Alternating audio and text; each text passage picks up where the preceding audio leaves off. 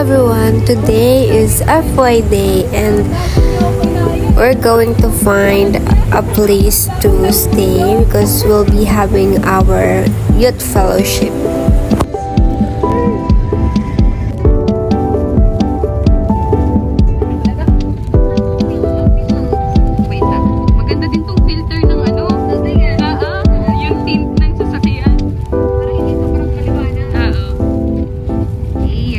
So we stopped here and look, it's Isla Verde, guys. Yes, I love how clear and clean the water here. It's free and not crowded, but still a no for me. So we decided to just eat our food here and find another place. Yes, thankfully we found this cute na kubo.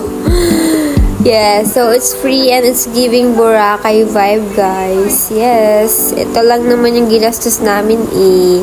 Yes, we really enjoyed our food and the view here. But we can't stay any longer because we have to find another place. So we all decided na mag-ilog na lang kahit na may kalayuan yung lugar, which is Talumpok. So, 45 minutes yung travel time from De La Paz to Talumpok, Conde.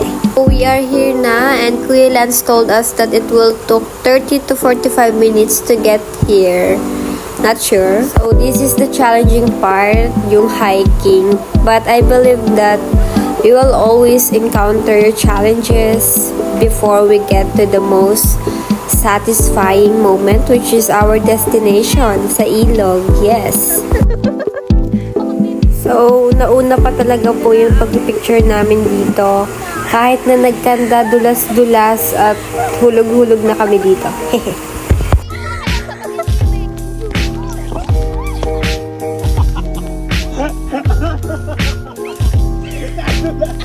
Grabe makatawa, Kuya Tim.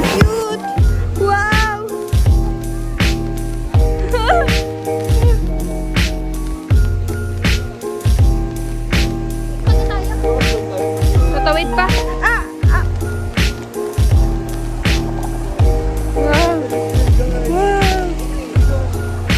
Wow. Tatawid po kami dito sa napakagandang.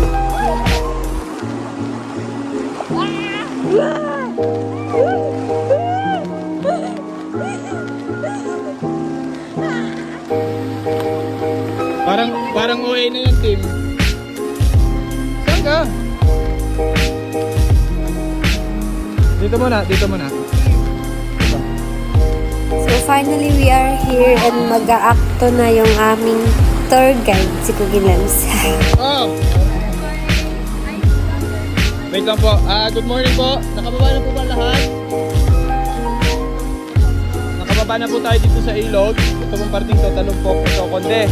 Ito yung Conde. Yung ilog yung naghahati. Dalawang ilog po yung pinanggagalingan yan. Nagaling dito. Isa at doon. Connecting po yan. Tour guide. Picture po tayo. Pwede din dito. Oh. At least dito, malinaw-linaw.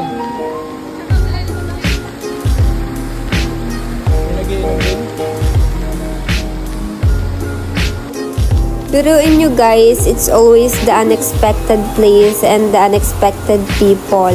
Kasi kanina, we don't really know kung saan kami maliligo. So, God led us here sa Talumpok. Expected din namin na makakasama ay yung mga officers, pero nakabinggit kami guys sa daan, si Ate May at si Kuya Jane. So, talagang God's plan is always unexpected, yet memorable and meaningful as always. Handahan na, baka naman siyempre ako.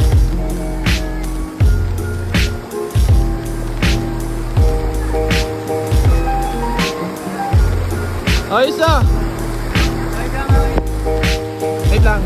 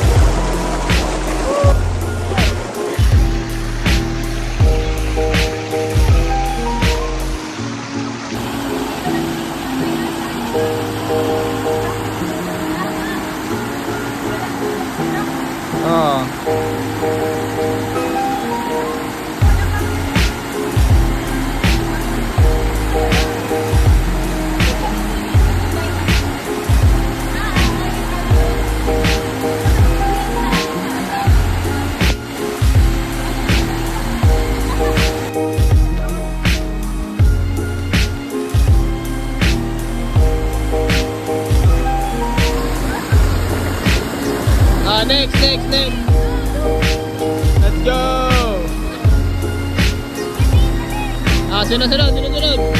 Paunahan ka mag-story niyan.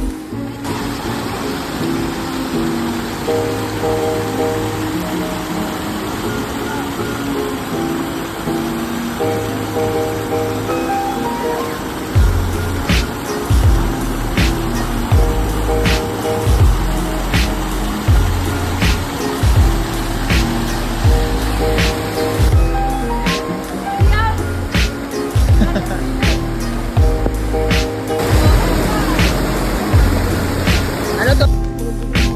Lap na galaw tayo, ate.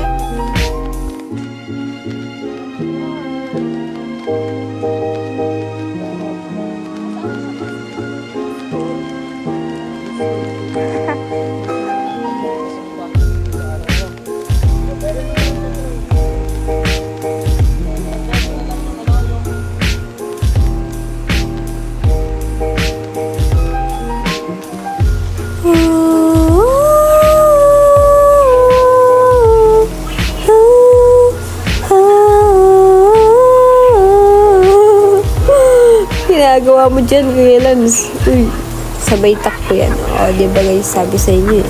So, ayan, hindi ko alam kung mapapanood to ng ibang officers kasi naka-private lang naman yung mga video ko. Hindi ko naman kasi sinasabi sa kanila na nag-upload ako sa YouTube. Pero ito na nga guys, oh, nakakatawa oh. Kami ba talaga to? Para kami mga inapi dito guys, sa totoo lang. Hihi. Saan ako?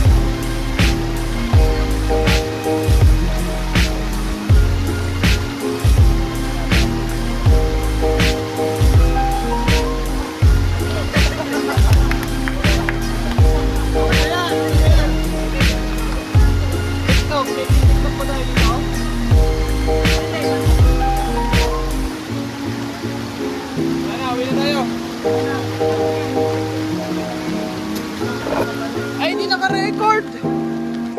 So ayan, uuwi na kami dito at yun, nabenggahan agad si ate girl. Pakahirap na naman pauwi kasi uphill guys. Sakit, hirap-hirap. Mukha na pala kami mga imbornal dito kasi tingnan niyo naman ako, bare face yan guys. Grabe naman, para siyang nanganak ng 10.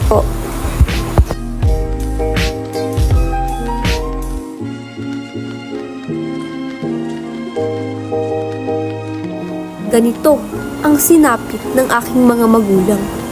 Bago sila pumasok ng eskwelahan, 10 bundok ang kanilang lalakarin. Bago sila makapasok, maraming banta ang nakaantabay sa kanila sa gitna ng gubat. At kanilang lulusubin ang 3 ilog na malalakas ang agos. At makikita natin kung gaano naghihirap si Timoteo.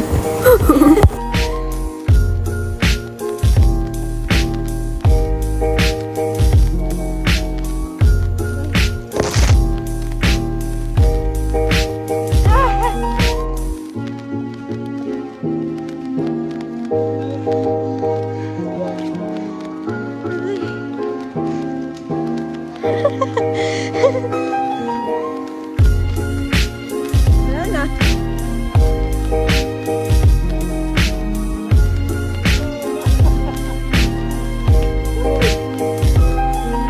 And yes, finally, we're here na po. Aray ko, nag-ugasan na po kami ng aming mga ganito, mga paa. Kasi, really, this one is also satisfying view, guys. Kasi nakikita namin yung Santo Domingo, guys. Look, oh, Santo Domingo yun, oh. And yan, may kabayo pa. Ay, Kaya nang masaya yung hindi mo inaasahan. sharing ng reflection, guys. Natin kakalimutan ng mga fellowship na yun yung nagpapakoy sa atin para panggato.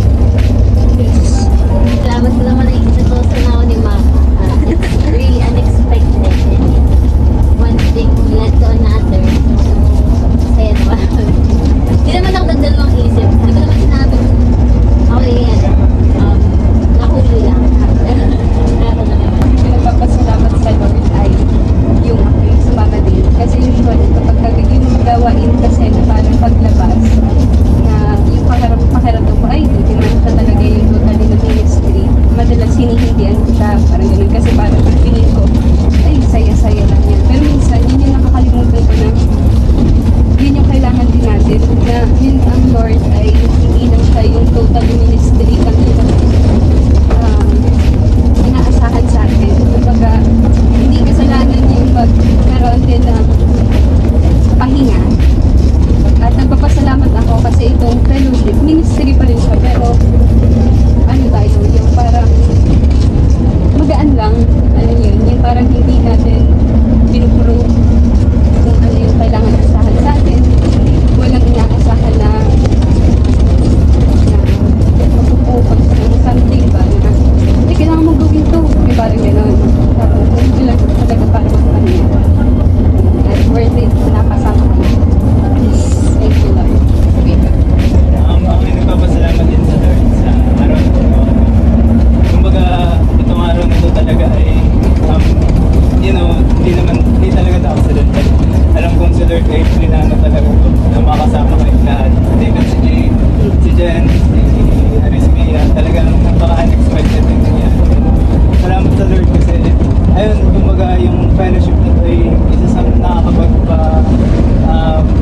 nakakapag-boost ng spiritual, sa spirituality din.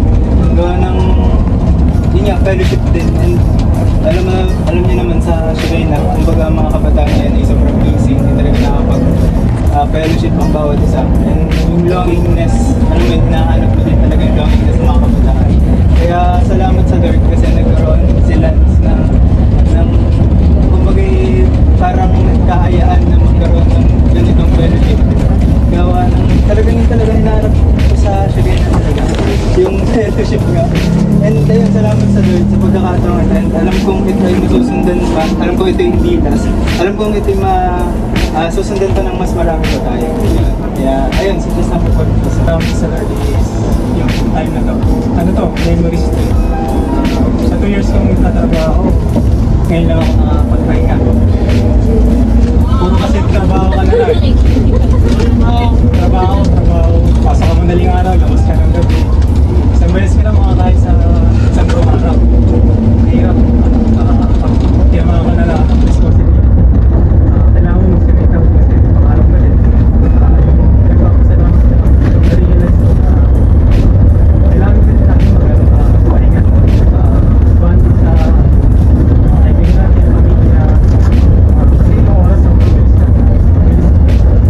Pag-graduate ko, 2 years na rin ako. Ayun, siyempre, nagpapasalamat din ako na this November, makakalis na ako. Yan, dami nangyari. Dami kong pinagdaanan sa mga hirap. Ngayon, maintenance na din ako. Pasa ko lang yung sobrang hirap. Pero worth it naman yan. Yeah, para baka pinaralan siya sa akin lahat. Simula nung una. Yan, pinaralan sa akin yung ihawa. Pinaralan siya sa akin lahat. Experience na kailangan ko para tumibay. Sa unang trabaho ko, hindi lang maganda yung post ko. Pero tinis ko yung toxic na trabaho. Para lang sa experience. Hindi ako malis kasi. Wala naman. Kailangan natin ma-realize na sa parang naman na tatakta na yun. Kaya na ginagawa ko. Yung nakasabihin. Pero